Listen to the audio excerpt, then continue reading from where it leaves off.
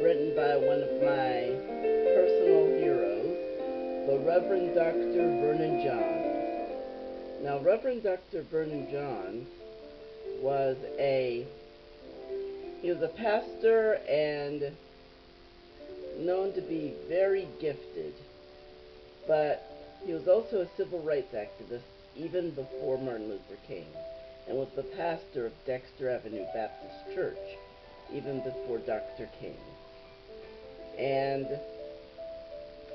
the sermon I am about to read is in commemoration of Transfiguration Sunday. He had written this in 1926, and it was called Transfigured Moments. And it was, at this time, he was the first African-American pastor to appear in what seemed like a periodical, Best Sermons. So, here goes. And this is to his memory that, and also to the glory of God, that I read this. In which he read this at the Court Street Baptist Church in Lynchburg, Virginia. Then answered Peter, and said unto Jesus, Lord, it is good for us to be here. If thou wilt, let us make here 3 tabernacles, one for thee, one for Moses, and one for Elijah. Matthew chapter 17, verse 4. Peter, James, and John, who had already gone with the Master to the deathbed in the house of Jairus, and would very soon come closer to his agony in Gethsemane than the other disciples, were now with him in a place apart, somewhere on the slopes of Hermon. Strange things were happening there, things difficult for people to believe until they have felt the unfathomed mystery of life, and they learned that there are more things in heaven and earth than we have dreamed of in our philosophy. As the divine man prayed that night on the snow-capped mountain with the weight of humanity's sin and humanity's hope upon his heart, his disciples beheld his body suddenly overcast with an unfamiliar luster. His pure soul had overflowed and clothed his figure with a wonderful radiance. His face shone as the sun, and his garments became glistening white, such as no fuller on earth could white them. The glory of Jesus, already attested by a few fine and sensitive souls, were now apparent to the very eyes of men. And Moses and Elijah, venerable pioneers of law and prophecy, had come through the intervening mystery which separates the living from the dead, and were talking with Jesus, within sight and hearing the disciples. Then a voice broke forth from a luminous cloud. This is my beloved Son. Listen to him. Anyone acquainted with Simon Peter will not be surprised if he speaks now. He is the type of man who can be depended on to say what others must needs think and feel, but dare not utter. He was a valuable man to Jesus, a rock, foundation man, for this very reason, that he revealed his thoughts and made it possible for Jesus to give them direction. Bishop McConnell says that Peter asked many foolish questions, but those questions brought from Jesus very wise answers. It would be difficult for us to sojourn with Simon and dodge sensitive questions covering up grave issues that so nearly concern us, and trying to hide them from ourselves as though they did not exist. The blundering genius for expression, which was the virtue of Simon Peter, would save us from the folly of applying ostrich wisdom to vital problems. If we have the courage to talk frankly concerning our problems, there would be less occasion to fight about them. In grave moral and social situations where the spokesman of Jesus, so-called, keep dependently mute, Simon Peter would certainly have something to say, or at least ask some embarrassing questions. Peter was a true disciple of one who came to earth, that thought out of many hearts might be revealed. So on the Mount of Transfiguration, while experience was rife, James reflected deeply, John filled with awe, and Peter spoke. Peter felt the tides running high in his soul, and he said so. Lord, it is good for us to be here. When Peter has a weighty idea or a generous impulse, it is likely to get expression. No matter what celebrities are present, no matter how delicate the situation, no matter if he breaks down short of the goal which he sets for himself, at least his master may count on him to give him honest expression to the best that he knows and feels.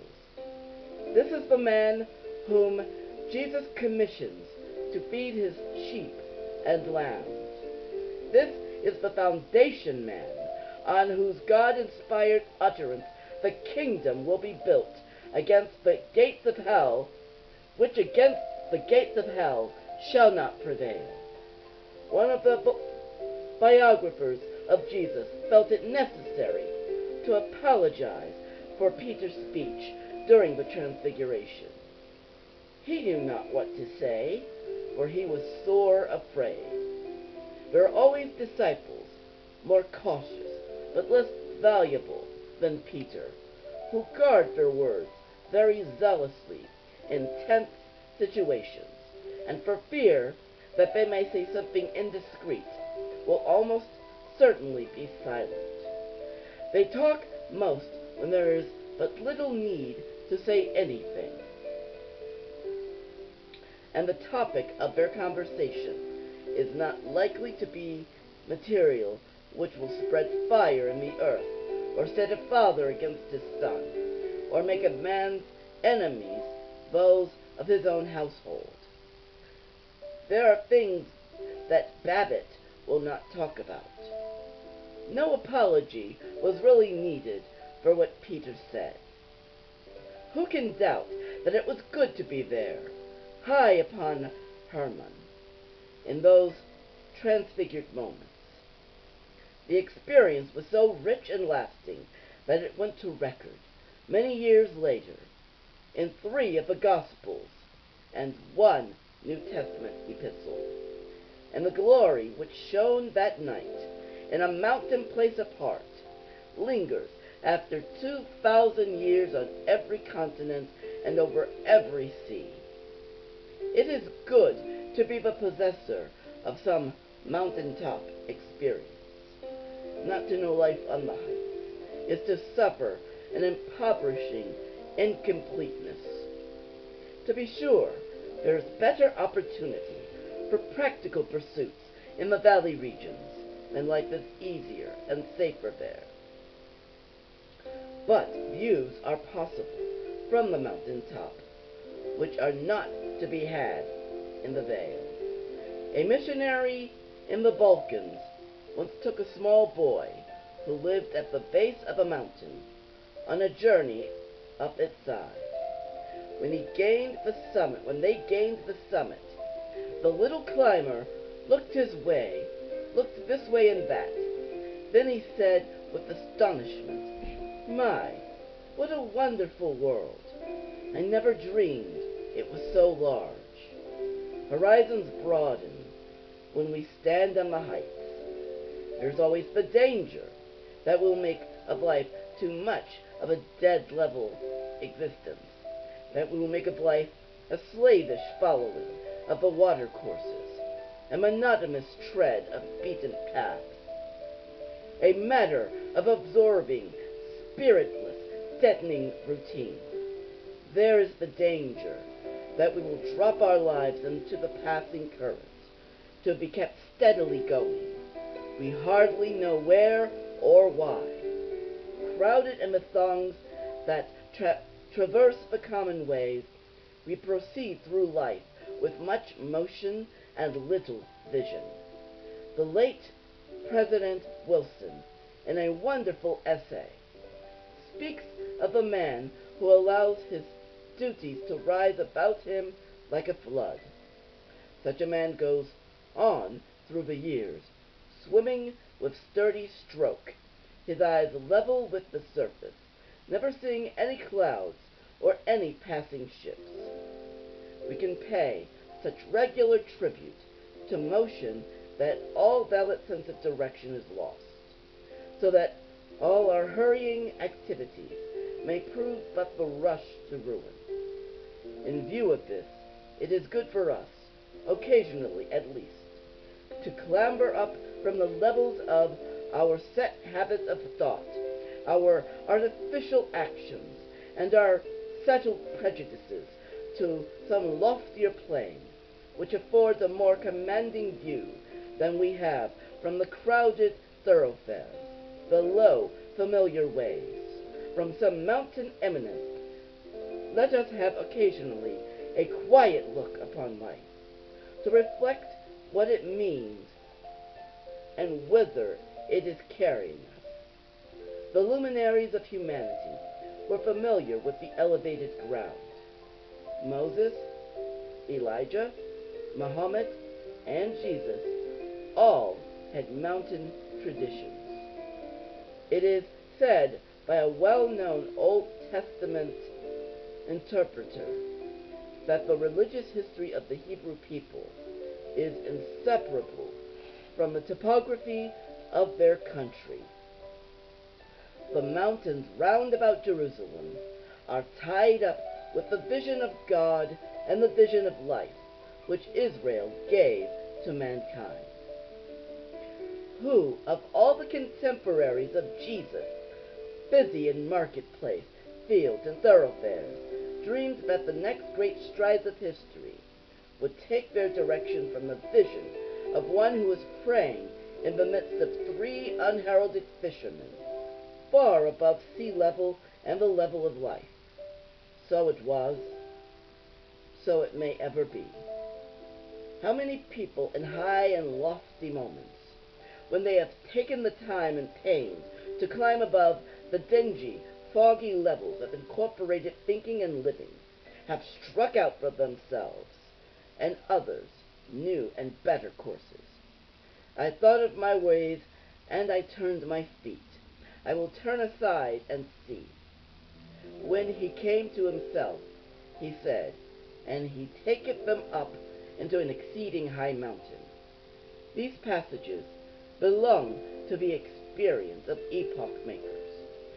On the heights is the location for moral discovery. It is a slower process and requires stouter gear to do the mountain roads than to run along the shining speedways of the valley. But woe to the world when there are no visitors on the heights. It is good to be present when the ordinary is transformed, when the dull, plain garments of a peasant become shining white, and the obscure mountain place apart comes into the gaze of centuries. It is good to see the commonplace illumined and the glory of the common people revealed. On the Mount of Transfiguration there is no representative of wealth, social rank, or official position. The place could boast, in the way of population, only 4 poor men, members of a despised race, and the remnant of the subjected and broken nation. But it is here, instead of Jerusalem or Rome, that the voice of God is heard. It is here, instead of Mount Moriah, where the mighty temple stands, and that the cloud of glory hovers. Out there, where a carpenter and 3 fishermen kept vigil, with the promise of a new day. God is a living reality, and life is charged with meaning and radiance. Out there is a deserted place. The meek and lowly is enhaloed. There is no recounting the instances where the things that are excellent have blossomed in unexpected places. He giveth power to the faint, and to them that have no might he increaseth strength. A man who is not prophet, neither a prophet's son, is called by the Lord from following the sheep to prophesy to the house of Israel. In the heyday of Egyptian civilization, God visits the wilderness of Midian and commissions a shepherd for the most significant work of the age. In the 15th year of the reign of Tiberius Caesar, Pontius Pilate being governor of Judea, and Herod, tetrarch of Galilee, and his brother Philip, tetrarch of Iturea, and the region of Trachonitis, and Lysanias, the tetrarch of Abilene, in the priesthood of Annas and Caiaphas, the word of the Lord came to John, the son of Zacharias, in the wilderness. Who is this man that is answering Douglas in your state? Wrote a prominent statesman of the East to the editor of a Chicago paper concerning the unheralded Lincoln. Do you realize that his knowledge of the most important question before the American people is complete and profound, that his logic is unanswerable, and his style inimitable? It is the illumination of the commonplace, the transfiguring of the ordinary, the glistening radiance of the peasant's seamless robe. There are 2 ways in which this transfiguring of the ordinary is specially needed. The lowly ones on earth need to experience this transformation. The great majority of our lives must be lived apart from any elaborate or jeweled settings, must plod along without any spectacular achievements. We ordinary people, then, must learn how to set the scraggy bushes of the wilderness ablaze with glory, and make the paths that we tread under the pressure of duty like holy ground. In the humblest routine, we must discover our task as a part of the transforming enterprise of the Heavenly Father. The laborer that toils on the country road must know himself as a builder on a highway to a Christian civilization. The cobbler may be a mere cobbler, or he may transform his occupation and be a foundation man in the kingdom of Christ. Make tents if we must, but we will illumine the old task with a radiant new heart, and with our tent making, make a shining new earth. If toil be confined to the same old fields, keeping a land of promise shining in the distance, and call down angels to sing until drab turns golden, my garden is very small, said an old German, but it is wondrous high. Let us light up the commonplace and make the ordinary radiant. Let us make the seamless peasant garments shine like the sun. Again, those who think themselves the favored ones of earth need a transforming vision of life among the lowly. There is no warrant in the theory and practice of Jesus for dull and frigid doctrines of lesser breeds without the law. If the life of Jesus means anything, it means implicit faith in the universal capacity of man for the highest character and worth. To this end, the doors of the kingdom of the best, the doors to the kingdom of the best, are to be thrown open to all the points of the compass, that men may come from the north and the south, the east and the west, to sit down with Abraham and Isaac in the kingdom of God. A low theory, a despicable view of a given group, must usually be thrown ahead like a barrage before we can follow with the outrage and mistreatment of that group. We make them hydra-headed in theory, so that we may be inhuman in our practices toward them.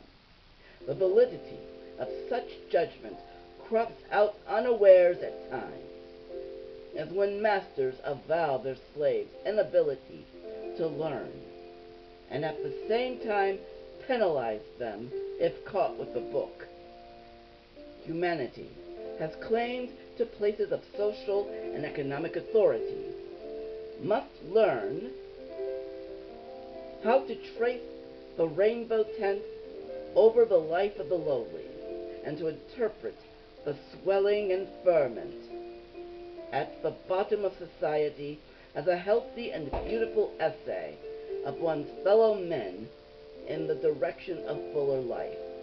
It is a heart strangely unchristlike that we cannot thrill with joy when the least of the children of men begin to pull in the direction of the stars. It is good to be in the presence of persons who can kindle us for fine, heroic living. The population on the Mount of Transfiguration was very small, but it was tremendously significant. Jesus, Moses, and Elijah, in the presence of personality like this, men can kindle their torches and go forth in life as bearers of light and heat. Humanity needs the contagion of lofty spirits. Humanity needs contact with persons who are aglow with the good life. All too frequently, our righteousness is sufficiently meager to go without waste. It is not vital enough to communicate itself. Mr. Roosevelt's criticism of his Progressive Party was that it meant well, but meant it feebly. That is often the trouble with our righteousness. It lacks intensity. It does not make itself felt. We are trying to grind great mills with a quart of water. We would set great masses of cold and slimy material aglow with a wet match. We have our hands full of halfway measures. We scrap a part of our navies. We enthrone justice in places where there is no serious objection to it. We practice brotherhood within carefully restricted areas. We forgive other people's enemies. We carry a Bible, but not a cross.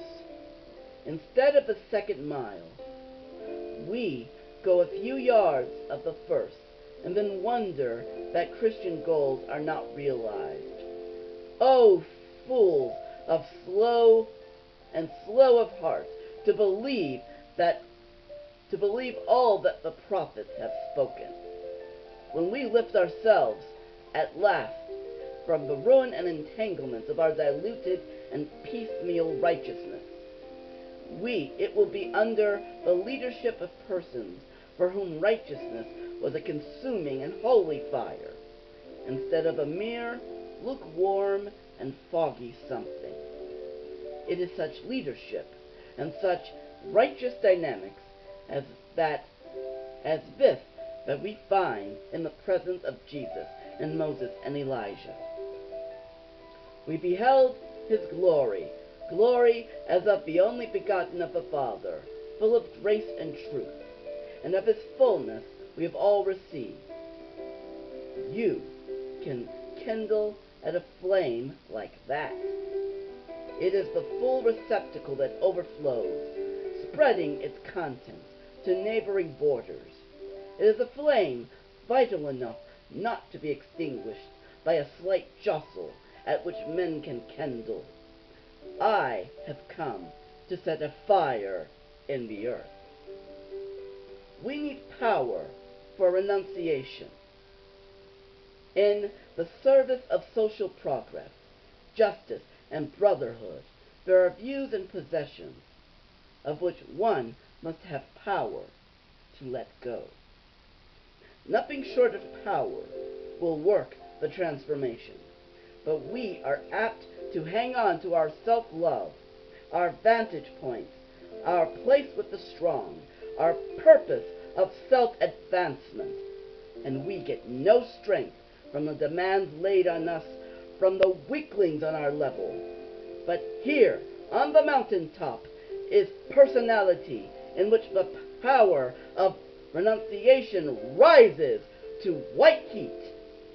By faith, Moses, when he was to come to years, refused to be called the son of the Pharaoh's daughter, choosing rather to suffer affliction with the people of God than to enjoy the pleasures of sin for a season, esteeming the reproach of Christ greater riches than the treasure of Egypt. When this ancient hero exchanged a princely existence at court for exile in Midian and defied the oppressors in the interests of the oppressed, he lighted a flame at which humanity, through thousands of years, has kindled power for heroic renunciation. It is good to sit in the presence of Moses if one is to live the life of heroic self-denial. And there is a power on the mountain of Transfiguration which kindles tongues and sends them forth in evil times for the service of justice. Ahab the king has lifted his bloody hand against a weak subject. He has killed Naboth and taken his patch of land to fill out a nook in one of the royal estates. It is a dastardly act, but Naboth is weak and Ahab mighty, so the voices of justice are not heard. Tyranny broods rustfully over the face of the nation. Murder and robbery issue from the very seat of law, and all is well. Thank God, here comes a loud, clear note of discord in the evil harmony. Ahab has gone down to his ill-gotten vineyard, and Elijah meets him there. No one can stand with Elijah in that garden without feeling the thrill of manhood. It is a fine place to kindle holy courage. Mighty is Ahab in Israel, but mighty also is Elijah in the service of truth. The Tishbite, in his camel's hair, rubs against the purple of a king mighty in war and peace. He does not wait for royal permission. One listening to that conversation without seeing the participants would have mistaken peasant for king and king for peasant. Hast thou killed and also taken possession? Hast thou found me, O mine enemy? And Elijah answered, I have found thee, and thus saith the Lord, in the spot where dogs licked the blood of Naboth, shall dogs lick thy blood.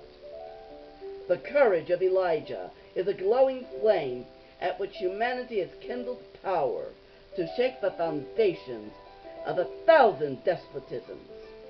and how Jesus could kindle people for courageous, loving, and lofty living.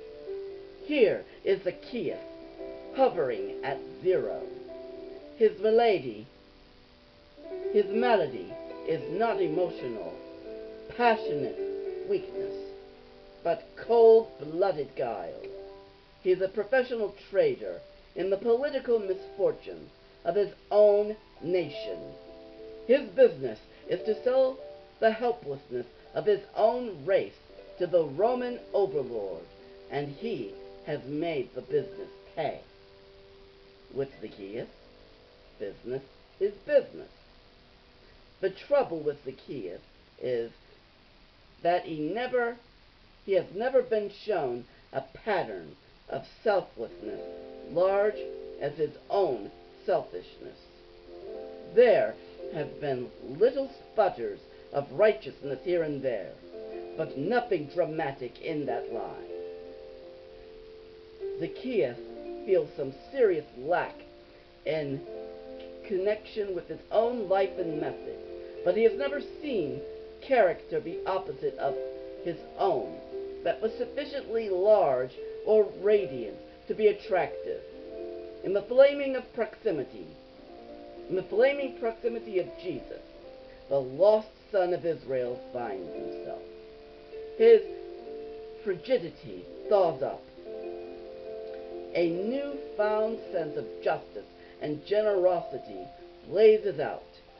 Half of my goods I give to the poor, and if I have wronged any man by false accusation, I will restore unto him fourfold. At the flaming soul of Jesus, the frigid soul of Zacchaeus is set aglow. Here is a woman who is the victim of a great primal emotion. Her name has dishonorable associations. Her self-respect is buried deep beneath the ashes of excess. Each day finds her more shameless and deeper loss. Each person passing throws a few more ashes from the tiny spark of virtue left amid the embers. A lustful suggestion from this man, a contemptuous look from that woman, and the dim lingering of vision of something wholesome and pure fades rapidly towards extinction. But Jesus comes along. In the atmosphere about him, every slumbering impulse of love and purity begins to quicken. He discovers the faint spark in the ashes and embers and warms it to life. He is so pure himself that this poor woman, sunk to the depths, feels the contagion of his character pulling her towards the stalls. A touch of shame mounts the throne in her cheek, where a calloused indifference had sat. It turns to penitence, and then to hope. Can I become a worthy person in spite of all that is? Her heart is asking the Master. And the Master, who understands the language of heart and listens for it, answers, Verily I say unto you, wherever this gospel is preached, in all the earth, your name and character shall attend it like the fragrance of precious ointment. Again, the strength of the personality, radiant with truth and love, had lifted a life from shame to sainthood. Jesus kindled the consciousness of human brotherhood in the most self-conscious and provincial of all races. His character was so dramatically free from all class and natural and racial hatreds and prejudices that no follower could long mistake him. To mistake him would have been to cease following. There is no difference between Jew or Greek, barbarian, Scythian, bond or free, but all are one in Christ Jesus. I perceive that God is no respecter of persons, but in every nation They that fear God and work righteousness are acceptable with him. Out of one blood hath God created all nations to dwell upon the face of the earth. This is the language of men which kindled their lives at the feet of Jesus for the wise and noble adventure in human brotherhood. It is good to be present when the great distant peaks of history join hands to point the way of life, when seers, standing in different ages and places, one on Sinai, another on Carmel, and another on Olivet, come together to speak to us out of the wisdom of the ages concerning the way and the meaning of life. All this is the privilege of those who frequent the heights. Up there, we can read history with our eyes instead of our prejudices. Up there, we do not hear the clamor of time servers and self-servers. And as we look down from the heights, it is too far to decry the hue of faces, or the peculiarity of skulls. All we can see is the forms of men, toiling or contending in the valleys, swayed by the same hopes and fears, the same joys and sorrows. The whole creation, groaning in travail and pain together, and waiting for deliverance, one in need, one in destiny. If drunk with sight of power, we incline to boastings and vauntings. The seers on the heights say to us, out of the depths of the ages, not by might, not by power, but by my Spirit, saith the Lord. And they have wide inductions from the debris of many civilizations as warrant for the utterance. On the heights, too, there is hope for the world. Too often, history strikes us as a medley of blind and futile ramblings, a tale told by an idiot amid great sound and fury, signifying nothing. The drift of the Maker is dark. Into this universe, and why not knowing, nor whence like water willy-nilly flowing, and out of it, like wind among the waste, I go, I know not whither, willy-nilly blowing. But on the mountain top, perspective is possible. Above the confusion of the plains, the visitant beholds Moses in one age, Elijah in another, Jesus, Luther, and Lincoln, each in another, all joining hands across the ages and moving humanity in the direction of that one far-off divine event to which the whole creation moves. It is good for us to be here. Those were the words of the Reverend Dr. Vernon Johns, a great man, may he rest in peace, a strong man, a fearless man. I hope by reciting his sermon, which I doubt people have really read much into lately, I hope that in my speaking I do him and his sermon justice. God bless.